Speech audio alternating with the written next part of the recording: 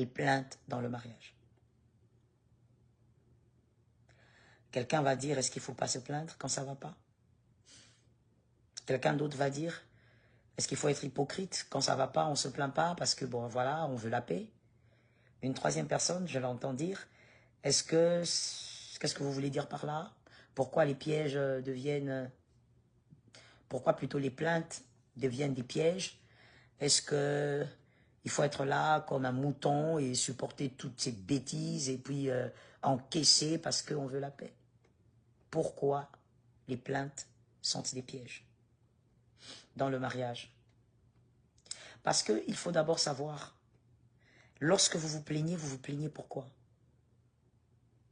Est-ce que vous vous plaignez pour réparer ou vous vous plaignez pour montrer au monde entier que c'est vous le meilleur, que c'est vous qui avez raison, que vous êtes meilleur que votre femme, vous êtes meilleur que votre homme? Vous vous plaignez pourquoi? Lorsqu'on est, je sais qu'il y a des gens qui disent, le pasteur Joël aime trop parler d'enfants et de maturité, supportez-moi. Lorsqu'on est enfant, c'est-à-dire on est immature, et qu'on est marié malheureusement, parce que le mariage n'est pas pour les immatures, le mariage n'est pas pour les enfants, mais bon, qu'est-ce que vous voulez? Les gens se marient comme ils veulent, on ne peut pas interdire à un homme, à une femme de se marier, donc il y a aussi des bébés dans le mariage, malheureusement.